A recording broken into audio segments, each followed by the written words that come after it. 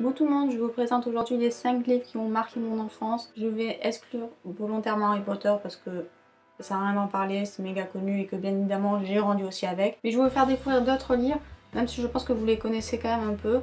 Mais il y en a certains qui sont quand même moins connus que d'autres. On commence par le premier livre que j'ai lu bien avant Harry Potter d'ailleurs. Harry Potter, je crois que j'ai commencé à lire vers le fin de primaire, début collège. Alors que lui, ça a été vraiment le premier gros bouquin que j'ai lu. Et putain, mon chat miaule.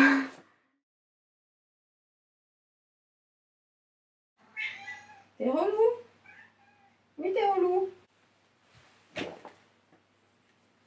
Mais qu'est-ce que tu fais? J'en ai marre de toi. Allez, viens. Va pas sous mon lit. Oh, mais je viens d'ouvrir, mon gars. Je te déteste.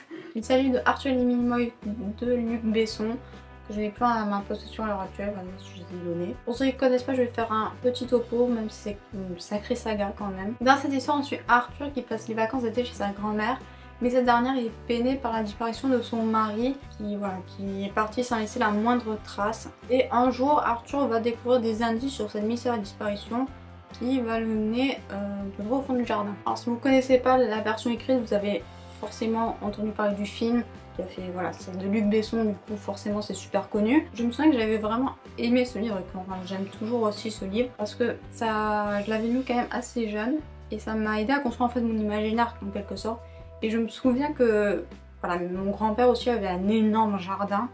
Et à cette période-là, du coup, je me suis fait tout un film avec les Minimoys et que j'ai jamais autant de passé de temps dans le jardin de mes grands-parents qu'à cette époque-là parce que j'étais juste émerveillée par ce qui pouvait nous entourer en fait. Et c'est ce que inculque quelque part Arthur et les Minimoys. C'est vrai que bon, il y a toute une histoire, toute une intrigue avec les Minimoys et le grand méchant qui est Balthazar. Il y a aussi toute une morale écologique qui n'est pas le centre du livre, hein. Mais voilà, que quand tu es enfant, tu te rends compte que finalement il y a tout un écosystème qui est lié autour de toi et que c'est pas parce qu'on ne le voit pas à l'œil nu qu'il n'est pas là et qu'il ne faut pas en prendre soin. Bien sûr, je parle du livre, vous pouvez regarder aussi le film. Je ne me souviens pas qu'il y ait eu tant de différence que ça, mais voilà, les deux sont bien. Après, bon, là c'est Luc Besson, du coup, il y en a qui disent que non, il y en a qui disent que oui, mais moi ça me plaît, du coup, forcément, Arthur et les Minimoys à jamais dans mon cœur. Le deuxième livre est un livre qui m'a énormément marqué, qui me tient énormément à cœur parce que je l'ai lu un nombre incalculable de fois et qui inculque aussi une bonne morale. C'est pas vraiment ce qu'on recherche quand on est enfant, mais celui-là je l'ai lu quand j'étais au collège, il me semble. Du coup, forcément, on parle de choses qui sont peut-être plus importantes que les batailles contre les méchants et les gentils. Il s'agit de La Déclaration, écrit par Gemma Mallet et là publié aux éditions Naïve. Alors là, juste à l'aspect, on le voit qu'il a vécu le bouquin. Les pages sont jaunies, les bords sont cornés. Mais je l'aime de mort. Alors l'histoire se passe en 2140.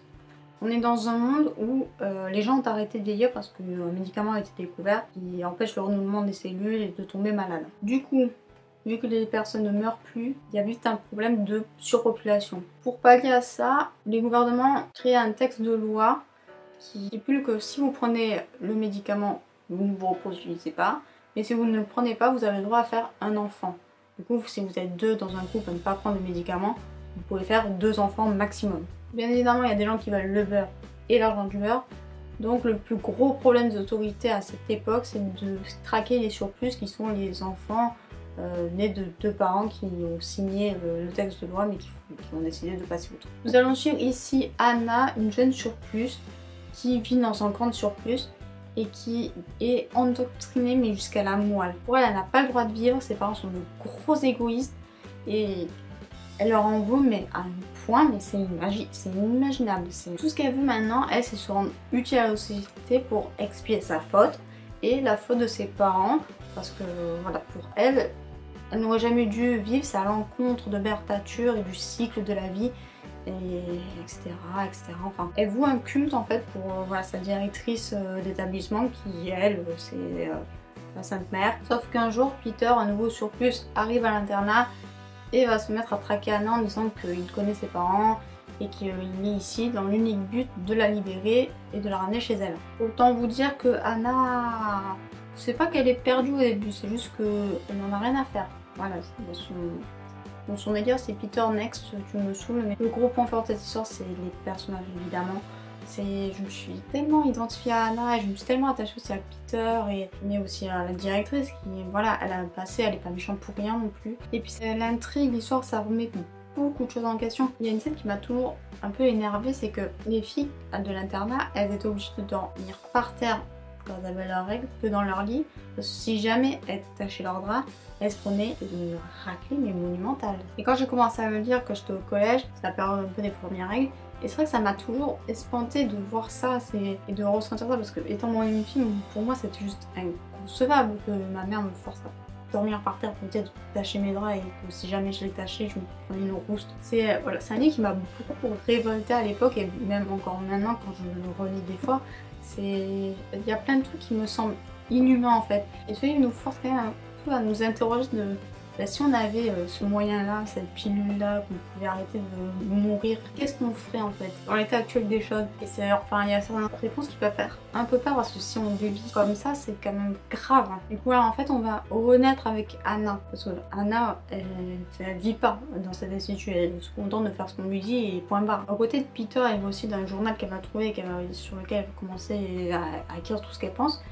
Mais elle va se rendre compte que peut-être le cycle de la vie, c'est peut-être pas de ne pas mourir et justement le renouvellement. Et c'est un livre qui touche beaucoup parce que Anna, on peut pas lui en vouloir de détester Peter au début et de faire exactement tout ce qu'on lui dit parce qu'elle a grandi avec ça. Elle n'en reste pas moins super touchante parce que elle redécouvre un peu ce qui l'entoure et elle se rend compte que finalement tout n'est pas noir ou tout n'est pas blanc. Donc voilà, ce livre il a peut-être vécu mais je le donnerai pour rien au monde parce qu'il m'a fait prendre conscience de beaucoup de choses et j'ai appris bien plus tard que c'était une trilogie en fait.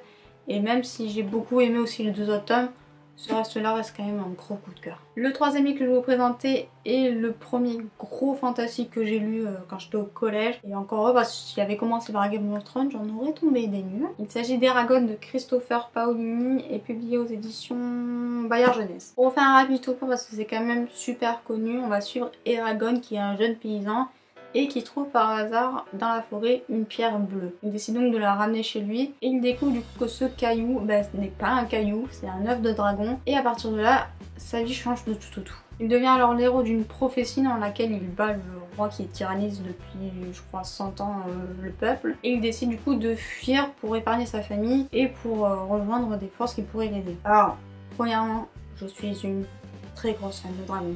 Je pense que vous l'avez vu dans ma bannière, c'est un dragon. J'adore les dragons, c'est toute ma vie. C'est voilà, du coup forcément le premier fantastique, il fallait qu'il y ait des dragons, sinon j'avais pété un plomb. Alors ce livre, j'ai mis quand même un moment à le lire parce que j'ai longtemps été très attachée à la version cinéma en fait. La Eragon, c'était un peu mon rituel quand j'étais malade, quand j'étais déprimée, voilà, je regardais Eragon, je voyais des dragons, c'était la folie. Du coup voilà, j'ai toujours regardé la version film. C'est par curiosité que j'ai commencé à lire ce livre. Et je me suis vite rendu compte que oui, le film c'était pourri à côté. Comme tout bon gros fantastique, il faut s'accrocher au début, parce que c'est surtout pas mal de descriptions. Puis il faut mettre en place l'univers, l'intrigue, enfin voilà, c'est compliqué. Et je respecte d'ailleurs les auteurs de fantastique pour ça parce que franchement c'est énorme. Bon, je vais pas vous le cacher, hein, j'ai lu ce livre parce que je kiffais les dragons, hein. Y a pas de malentendu à ça. Mais bon, l'intrigue est super, du coup j'ai continué à lire et la fin, même si Eragon commençait un peu à me saouler, c'était cool. Une très bonne lecture et pour un fantastique, c'est un très bon début de commencer par ça parce que c'est pas encore super compliqué. Voilà, il y a des méchants, des gentils, il y a des dragons, ça peut que plaire. Le quatrième livre que je vais vous présenter a fait aussi l'objet d'une représentation cinématographique nulle. Voilà, il n'y a pas d'autres mots. Mais je vais me concentrer uniquement et seulement sur le livre. Il s'agit de Percy Jackson et le voleur de foudre. Si je me souviens bien du titre, parce que je ne l'ai pas en ma possession, c'est ma cousine qui l'a. Je n'oublie pas. Écrit par Rick Riordan et publié aux éditions Albin Michel. Je vais vous faire quand même un rapide résumé, même si c'est devenu assez connu après le cinéma. Ici on va suivre Percy qui de jour au lendemain va découvrir qu'il est le fils caché de Poséidon, qui est le dieu grec de la mer. Suite à ça, il va être emmené dans un camp esprit pour les demi-dieux pour qu'il apprenne à contrôler ses pouvoirs. Et entre temps, on va l'accuser d'avoir volé l'éclair de Zeus. Percy du coup va partir à l'aventure pour retrouver l'éclair et clamer son innocence auprès de Zeus qui cherche à le tuer. Alors j'ai commencé à lire Percy Jackson vers la fin de mon collège, parce que j'étais très à fond sur tout ce qui était mythologie grecque. Donc forcément, quand j'ai cherché des livres dessus, ça a été le premier résultat. Là aussi, les personnages sont super attachants. Je me suis beaucoup identifiée à Percy. J'ai adoré les personnages, que ce soit les dieux, les demi-dieux, les créatures.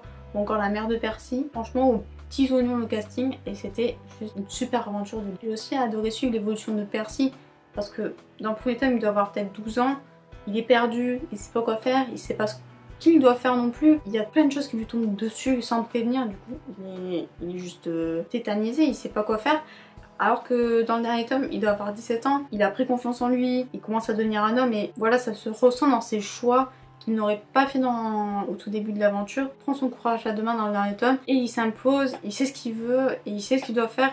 Tout ce qu'il veut c'est protéger sa famille et il fera tout pour le faire. Et voilà, c'est un personnage que j'ai adoré suivre et auquel je me suis aussi énormément identifiée. L'intrigue principale ainsi que les intrigues qu'il y a dans chaque tome sont aussi bien menées. J'en garde juste de très bons souvenirs. Bref, que du bonheur pour ces lectures. Voilà, cela aussi je pense que je les garderai à jamais dans ma bibliothèque. Alors avant qu'on me le dise, oui je sais, il y a une suite qui se nomme Les Héros de l'Olympe il me semble. Et voilà, j'ai juste pas du tout accroché à l'histoire. Les personnages que j'ai aimés ne sont pas revenus dans cet tome-là, à part Percy, mais bon. Et moi j'ai pas autant réussi à m'attacher à lui que dans la saga précédente. Du coup voilà, j'ai testé, je crois que j'ai lu les 3 premiers tomes, mais ça m'a pas plu, du coup j'ai arrêté. Mais bon, peut-être que je les relirai, ne jamais dire jamais. Pour l'instant ça ne m'intéresse pas. Le dernier que je vais vous présenter a une valeur quand même un peu sentimentale étant donné que c'est mon père qui me l'a offert. Voilà. Comme quoi, des fois, mon père me connaît très bien. Il s'agit de l'univers expliqué à mes petits enfants, écrit par Hubert Reeves et publié aux éditions Seuil. En ce livre, je l'aime d'amour tout simplement. Pour ceux qui ne me connaissent pas, je suis une très grande passionnée de tout ce qui est astronomie. Les étoiles, le ciel, c'est quelque chose qui me fascine. Même que si j'avais pu, je serais devenue astronome, mais j'ai toujours détesté la physique, du coup. Merci. Donc voilà, je reste quand même très documentée dessus, j'ai des livres dessus, j'ai des magazines aussi sur l'astronomie. Voilà, c'est quelque chose qui me passionne, du coup ce livre est juste une pépite. Surtout qu'il n'est pas écrit par n'importe qui.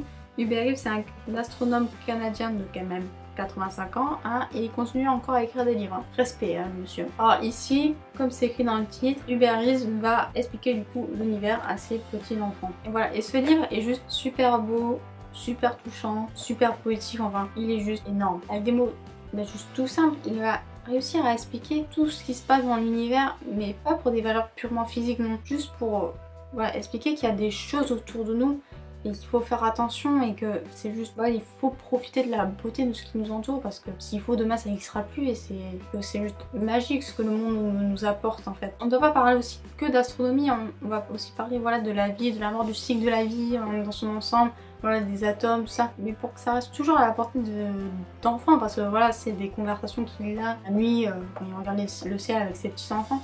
Du coup, c'est très facile à comprendre, mais il faut regarder derrière ses propos et même il le dit qu'il y a c'est de vraies valeurs qu'il veut instaurer à ses petits enfants, de faire attention et de juste ouvrir les yeux des fois et de s'émerveiller de ce qui est beau en fait. Il y a aussi une citation de lui qui me plaît énormément, c'est que voilà, nous sommes tous poussière d'étoiles et du coup nous redeviendrons poussière d'étoiles et c'est juste voilà, trop beau. Enfin, c'est un livre voilà, très riche, très poétique. Faut pas partir du fait qu'on va apprendre de la physique dans ce livre, mais non, juste voilà, c'est juste quelque chose de beau et de magique en fait. Ça me donne envie de le lire, tiens d'ailleurs. Je pense que je vais le relire cet hiver. Avec un petit chocolat chaud, ça peut être pas mal. Voilà tout pour cette vidéo, j'espère qu'elle vous aura plu. Merci de m'avoir regardé jusqu'ici et si vous voulez me partager vos lectures d'enfance, n'hésitez pas à le faire en commentaire. Pour ce, je vous laisse et je vous souhaite à tous de très bonnes lectures. Bye!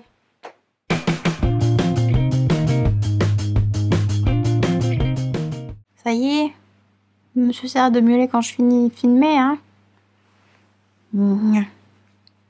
Oui, gratouille, gratouille.